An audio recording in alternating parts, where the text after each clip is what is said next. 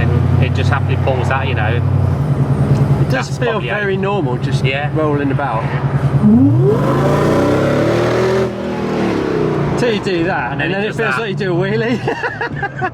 It's bonkers. Hi, I'm Craig from DynoTorque, and this is my Pajero Evolution with an LT swap. Most you'll know from the previous videos what we've done with this, but there's a few people new to this that don't sort of know what we did. So, quick rundown. Bought the Pajero Evolution, wanted one for years and years and years.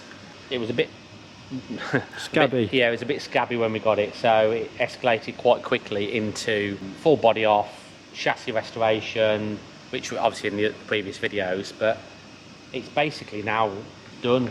It's not finished because we've still got to do the dyno sessions and the four-wheel drive calibration, but it's on the road. I've been using it for probably about a week, I guess. About 2 weeks now. Yeah. Let's have a poke about. So if look inside, got some nice new seats in it, some nice Recaros from Driftworks. Thank you very much, guys. You still have to pay for them. Oh yeah, obviously, but they did me a deal. I've had Recaros in a lot of cars, and they're just, once you've had them, you just can't go back. Well, no one wants to see it if it doesn't say Recaro, no. do they? And these did have Recaros from factory, but they were a bit like an Evo, like what, 8 or 7 or something. Like the other one, normal Evo, yeah. Yeah. And they're always knackered. So, and this didn't have the original seat. It had one seat, so we ended up with a pair of seats. So, seats are in. This one's on a sliding base, all fixed in nice. That one I've actually managed to put onto the original Pajero base, because it slides forward, then it's a secondary click, and you slide it forward again. Oh, so you can still use the back? Yeah, because otherwise it's so hard to get into the back. And I didn't realise it did the second click, so we've been like climbing in out the other one like really badly. Anyway. Oh really? The silver one does that too? Yeah, brilliant. Didn't know. Nardi steering wheel. Let me come round next there. door. Had one on my RX-7 and just love it. It's just such a lovely thing, and not too small. What are these? Paddle shift for the. You can put it down. This selector now works the GM gearbox. When you come down into drive, you go across. When you put it back into down, into minus, that puts it into M mode. I don't quite know what M means, but manual. It isn't though. It's weird, but it's basically to lock it in gear for towing and stuff like that. Oh, right, okay. But it gives you ability once it's in M mode. So these paddles you can upshift and downshift on, which go through the canvas box into the ECU. These are actually back to front. They were designed to go on the back of the steering wheel, so we've actually had to invert them so that they work the other way around. Because they were there and you clicked them the other way, so I've switched the magnets around in them so they work backwards, which is great. You've got them mounted on the column, haven't you? Yeah. Yeah, they're on the columns. They stay. I didn't want them on the wheel. So when you're completely sideways, up is still up. Yeah. Down is still down. And you've got to try and get wires through to it. And it's always a pain. Aim dash. Is it the same as the one in the Lambo, 1.2 It is, Strada, yes. Yeah. I've seen the one in that. It's like, oh, just gotta have it, you know. Oh, you haven't done a fancy booting screen, but no. Oh, that's on that one. That boots. Okay. So that's for sat nav and computer. So that does like internet and sat nav. That's a Samsung tablet, isn't it? That one. Yeah, basically. It's had been converted. Yeah. And then it's got the radio there with iPlay, Apple Play and everything. So you just need your modern plenty stuff. of screens. It's like max power, isn't it? Yeah. So this is all. We made a 3D printed panel to sit it into the original dash and a carbon sheet to try and make it. You know, so I wanted to leave the original dash pack and everything in. Hey, this is all factory printed carbon, isn't it? Yeah, or whatever. Real factory paint. Yeah. I mean, it's a bit horrible, but that's what they're like, so you sort of have to live with it. So that's the inside. The rest of it is standard Evo. I mean, we can have a quick poke underneath, you know. I don't know how much we'll see. I mean, it's a bit dirty now, but it was not that like dirty. A brand new still thing. Looks pretty brand new, doesn't it? Pretty much every nut and bolt has either been re-zinced or replaced. Even stainless wheel nuts. Back wheels have been moved in like 3 inches so it doesn't stick out. I hated that, and I hated it only had 3 bolts, not 6. Again, the boot's just standard, you know, nothing. No subs. No, I mean it's a daily car, so it's got to be practical. Yeah, let's get to the good bit. Let's get to the engine hall. So,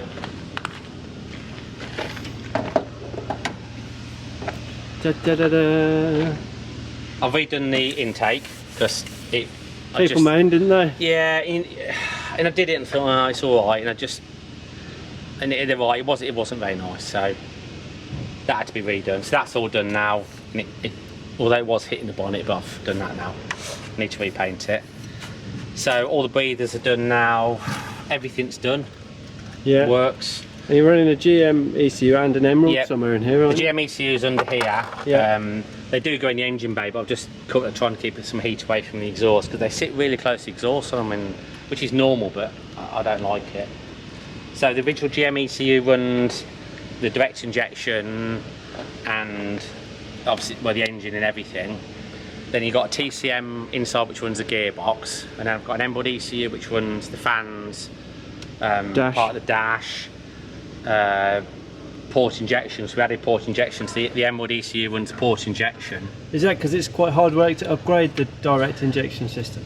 It's debatable because I've got the LT4 injectors and pump, the high pressure pump for it to give it more flow, but it might be on the limit of the injectors. Right. So I actually left the original LT1 injectors in. Revving a forklift. To the limiter? Yeah. So I've left the original LT1 injectors in and the pump, ideally for calibration because it's already calibrated for them. But it's got forged pistons, forged rods, a bigger cam, and the cam has a bigger fuel lobe on it, which works the fuel pump. It's like 30% more. Oh really? Yeah. So that's a clever little thing. You get isn't more it? out of it. Yeah. But I wanted to run the port injection. And one thing, it keeps the ports clean because the ports get really blocked up on DI engines because there's no fuel in them. They just get messed up. But I'm not running the breathers. Don't go back into it, so you don't put all the crap emissions back into it, which really helps keep the engine clean. Supercharged is a Whipple 2.9, not the 3.1, which I said in one of the first videos. I don't know why I said that because I know it's not. Getting all mixed up. Slightly smaller pulley, 3.5-inch pulley, just to give it a little bit more boost. Because that's what it needs. Yeah, of course it does. I mean, it should make about a bar, 12 psi to a bar, I think, depending on obviously. The less restriction the engine, the less boost it makes, but more power. I don't think we're going to be able to convey on video what this feels like accelerating. Oh, it's nuts. It's quite an experience, isn't it? I should have just, I should have left the standard cam and everything. It's nuts. So I haven't rigged the port injection up yet. It's all in and wired, but we've not enabled it because we're not running. I'm only doing like short pulls and just doing it, trying to get the original GM mapping somewhere near. Then we're going to top it up with the port injection rather than relying it all the way through. You've been having some fun with EFI Live, haven't you? Oh, it is EFI Live, AP tuner, sorry. I bought EFI Live originally, then said, oh, that's not what you need after buying it.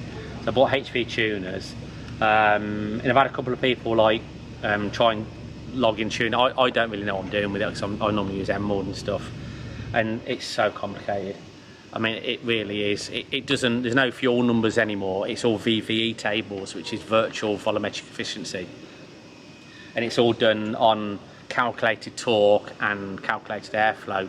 So there's no real numbers in the engine. It's all like basically calculated mathematics for what it thinks it's doing, what it thinks it should have. Right. As soon as the forklift man's keen on playing the limiter, we'll get in it and go around the block a bit. Yeah.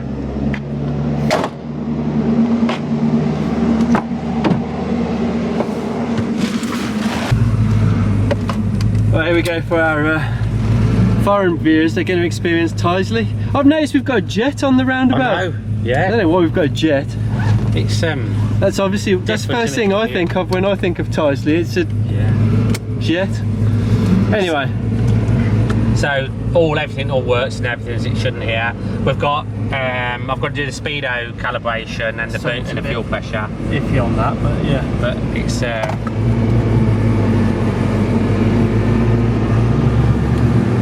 so normal driving, it's a bit calmer. It's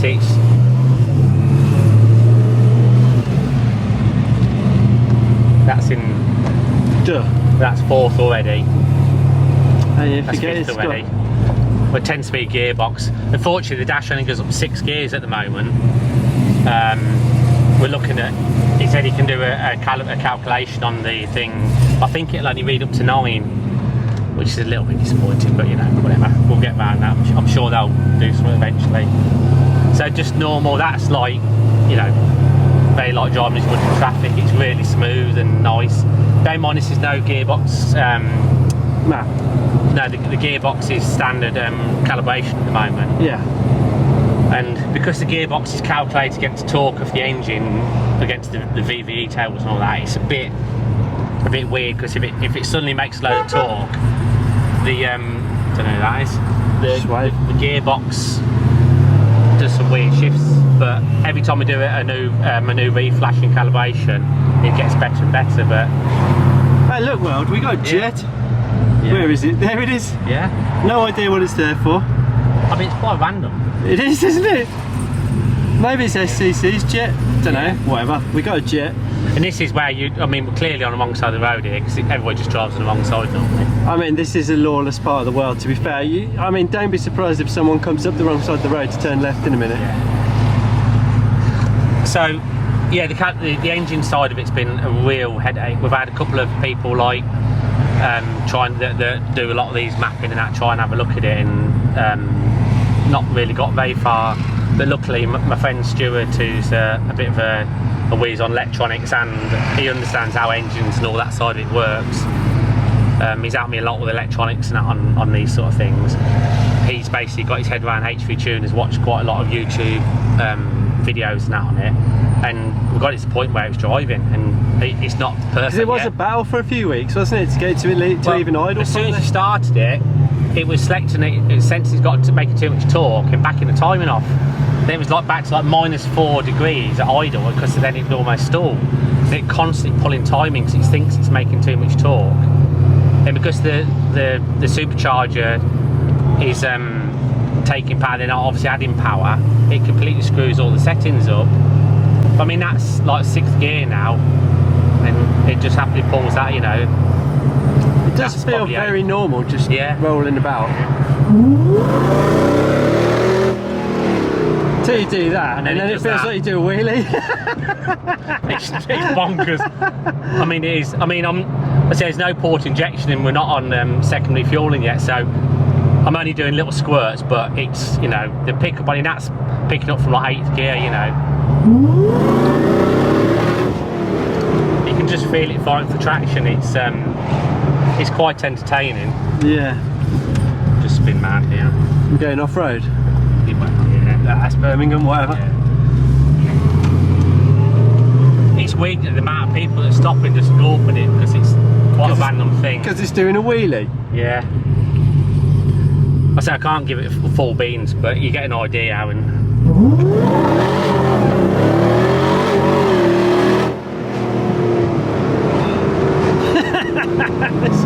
It's quite a thing, isn't it? Yeah. Oh, there goes Mel. Yeah. You know, and like roll on from like, you know, this sort of.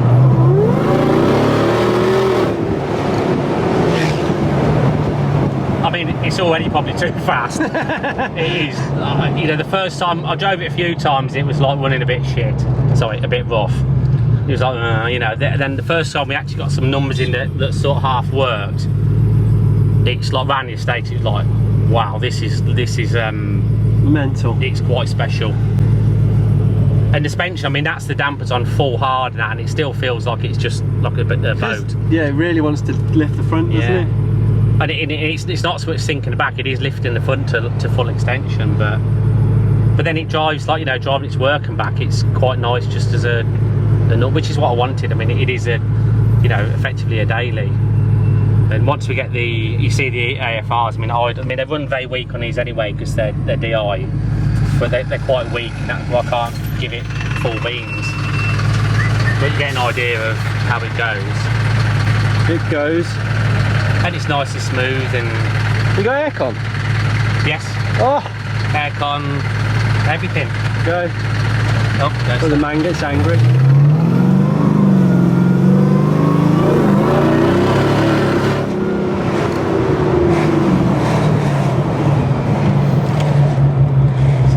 Idea.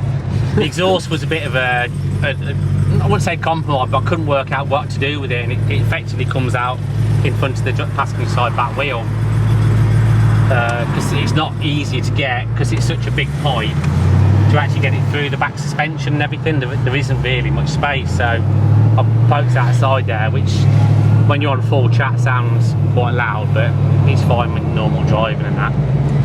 You got a good sized box under it there, didn't you? There's 3 boxes in it. Is there? Three big boxes, because I wanted it quiet. And the other thing is, I mean, I didn't do this to try and keep it like particularly light, or, you know, it's not a track car, it's not that sort of thing.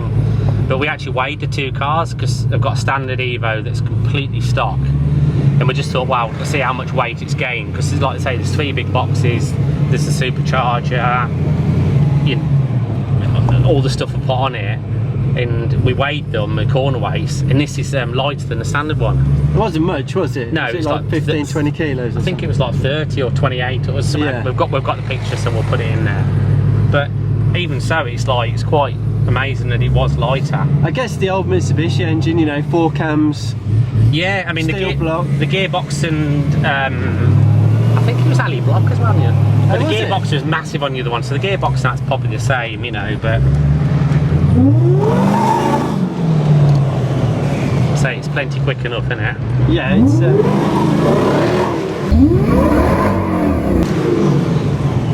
it's an adventure, isn't it?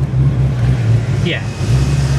See if the man stopped limiter in the forklift and we can finish this thing. I'll back it to it just for... Oh, reverse camera. Oh yeah, reverse camera. Not the AIM one, is it? No, it's... I don't know if we should say that.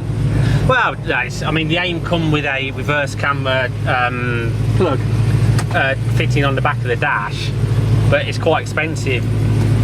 But the actual camera piece, the camera bit is like a, what's the name? You got the plug for me. Oh, I can't anyway, remember. it's something like a DIN plug or something, and we wired it into a £12 Amazon camera special, off Amazon. yeah. And it's all right. I mean, it's probably not as good as the AIM one, but it's fine. And on the back of this, because the spare wheels there and that, you can't, it does block a bit of the view anyway, but it's fine, it's better than nothing. And when you got the facility there, it seems silly not to use it. Okay, let's get out then and we'll see what we've missed.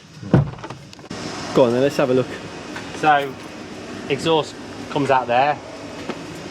I'm not one for big fancy tips or anything like that, it's just a fairly standard pipe at the back, but it works, it's good and doesn't drone, and it's quite quiet.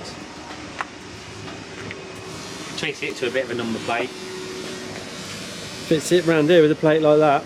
Yeah. Well, the front one's even better. Oh, is it? Yeah. The front one's full ties, more perfectly spaced. Well, sort of, yeah. How many screws have you got? Let's have a giggle. Well, you've got to hold it on, haven't you? Of course you have. So I say it's not finished, but it's very close. It's way more finished than Starkey's is. It's got Evo 8 brakes on it from Lancer Evolution. That's what I was trying to think of earlier. Which actually worked really well. We had to machine the discs and alter the rear discs. They're off like a later one, so they're much bigger diameter. They're discs of Pajero, are they? They're off like a later wheelbase, yeah. Yeah. But the handbrake shoes are much different size. We had to like sweat a new ring into it and work, but it all works, which is really good. And the brakes are actually quite good. I was a bit concerned, but the ABS still works. So we're going to basically pick up off the ABS sensors and input that into the emerald. So when it wheel spins, next wheel spin, it'll wind the central. There's a motor basically with like a big ramp, and it winds the centre diff in. So as it accelerates, if it detects wheel spin, it actually physically winds it in, a bit like an E-diff on most modern cars. So we've got to get the calibration done for that. So that'll be done, and that'll be done with the port injection. But we did have, I've got another one of these, a standard one, and we put them down the other end, down the private bit of road down the bottom, and did a little race just to try and give people an idea how much difference it is. And we'll put a video, it's only done on the phone, but you get the idea.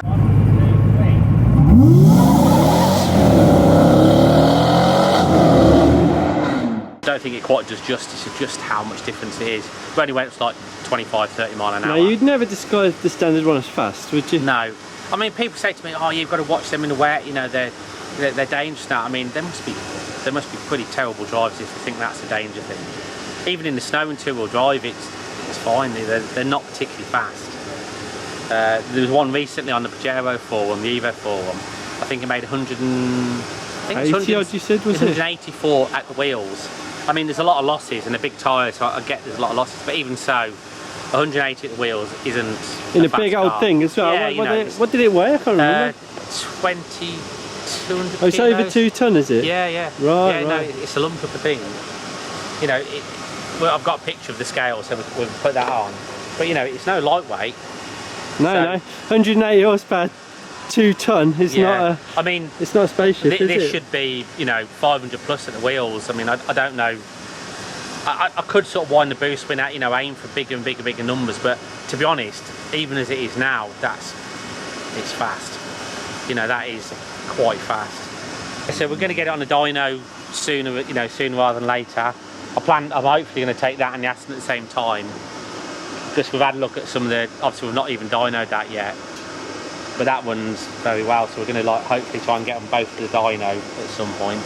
Well, it's winter after today, isn't it? I think this is it. Yeah, I mean we're doing this day because it's sunny. I mean I was going to wash it and get it all looking nice, but it was like quickly while it's sunny we'll do the vid. But it's about, you know, I think it's about done really. Just little tweaks and make, you know, improving. Ready for next season then? Yeah. Well, it'll be winter hack, won't it? Yeah, of course. You know. After that, you'll be sad when all those bolts go brown. Oh no! I've found some like white, clear white grease. I've been drowning everything in it because I just want to protect it now because I've spent so long on it. Yeah, I don't think I'll take it out in the winter, but you know, whatever. Well, I mean, we started this in May. Was it last year? Yeah, something like that. So it's been a long one for you, to be fair. It's been a lot of work. Yeah. I mean, Stu said you need to watch the videos back because he said he watched the one back and when we took the body off and realised how bad the chassis was. I think I forget just how much work went into like just the chassis. And you know, I mean, Gaz did a massive amount of work on it, and you know, we've rebuilt the engine. We've done, let alone the engine conversion itself.